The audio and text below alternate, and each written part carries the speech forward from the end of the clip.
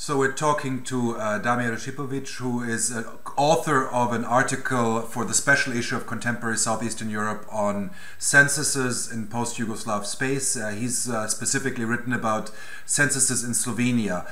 Maybe you can tell us briefly like the main trajectory, because there's been quite a change in the censuses you outline in your article from the first censuses of the interwar Yugoslavia to socialist Yugoslavia to post-independent Slovenian censuses.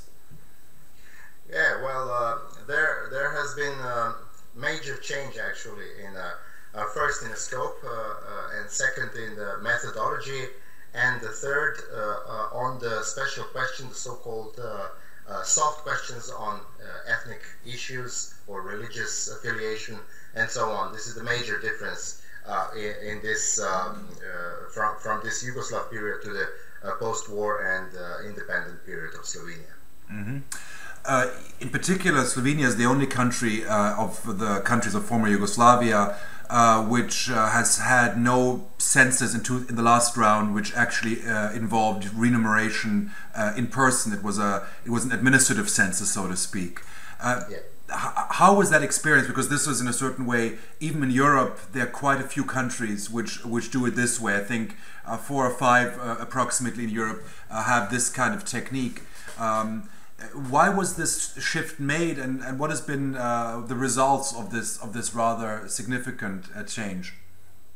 Well, yes, you're absolutely correct. This is a major change in actually the experiencing, the public experiencing of the censuses, because even so to speak, the last completely independent Slovenian census was from 2002.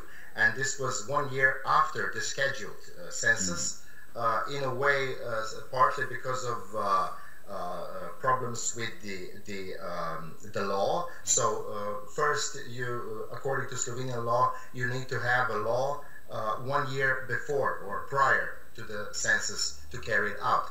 So actually, we didn't accepted that law in 2000. So actually, this so-called preliminary census wasn't carried out, which should be carried out 1 year before the regular census. So given this fact, the census was moved into 2002, which is also experienced in some other countries, like for example in Serbia. But otherwise, the census was heavily politicized. From 1999, hard discussions were made about putting the questions on ethnicity and religious affiliation, especially religious affiliation, because at that time the question of supporting the taxing for the religious societies and churches were questionable at that time. So actually due to this politicization, actually the questions on ethnicity, mother tongue, local or colloquial languages, and religious affiliation were put partly as separate questions within the census. So, for example, we experienced a very peculiar situation when people between 14 years of age until 18 years of age, they could answer by sending the postcard to the statistical office. So that's why we got this enormous share of so-called non-answers, which actually very much affect the overall result, especially areas with high number of students which were not at home during the enumeration.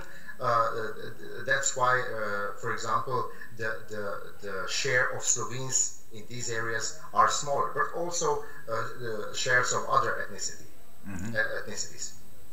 I mean, I think, of course, as you said, the latest census, because it was an administrative census, didn't capture data about ethnicity, right? Yes. Because that's not part of, or it's not fully part of the administrative data.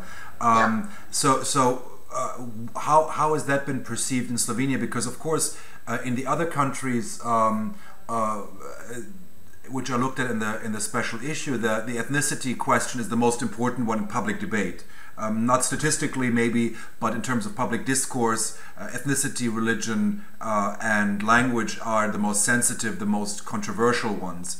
The fact that this was not kind of as clearly identified in the Slovenian census, was that seen as a weakness or actually a strength of the census? Or how has that been interpreted in the public discourse?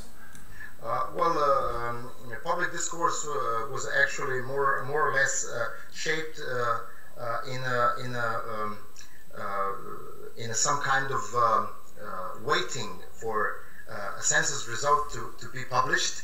But afterwards, actually after the so-called critical date of this register-based census, which was 1st of January 2011, after that public actually found out that there were no census at all.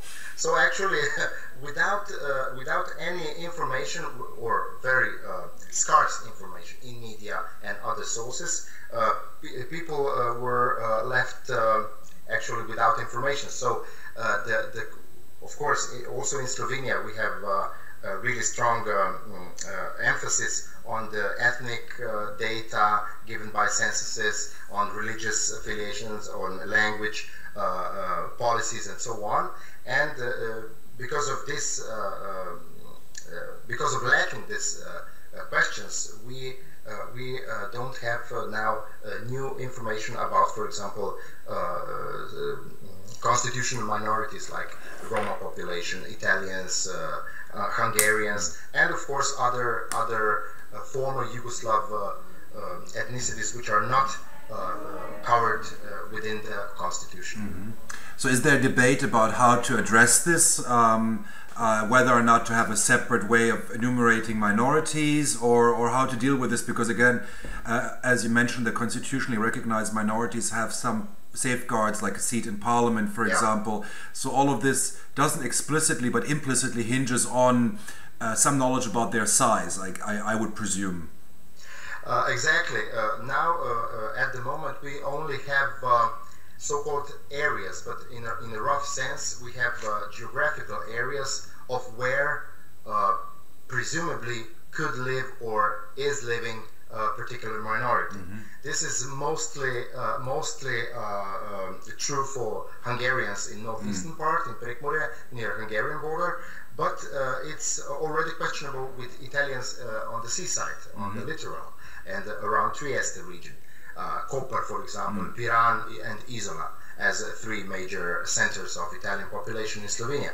On the other hand, we don't have any other method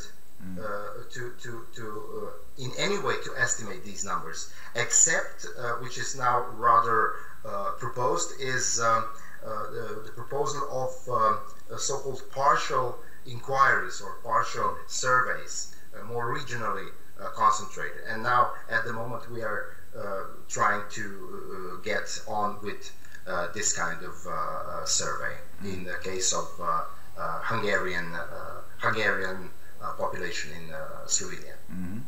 So looking back, I mean, you also wrote in your article how one of the reasons why the census was done in such a way was financial consideration, that it's much cheaper to conduct a census through an administrative procedure rather than by hiring thousands of people to go door to door. Which is quite interesting, considering that although Slovenia was in the economic crisis when it conducted the census, it certainly was better off than all of the other countries which still found the money to do so. So looking back at that experience, would you say that this administrative census is something which is the way forward also for censuses elsewhere, especially in southeastern Europe, or would you say this is going to remain rather an exceptional type of census? Well, this last question of yours is rather difficult to prognose, but I would say that probably some of the countries from the region will take the same consideration, given that this was the only public explanation why the classical census didn't occur. So the question about austerity measures and so on is always very suitable to say, well, we didn't have money to do that. But it wasn't a question of money, because only the interest rates are 1 billion, for example, in Slovenia. So a couple of millions, considering these amounts, is not that much, given that these questions on ethnicity, religion, and language are very, very important. Okay, well, Damir, thank you so much for sharing your thoughts with us, and of course a lot more in the article itself in terms of also the historical detail and evolution, which makes for a very interesting read. So thank you so much for talking to us today. Thank you too.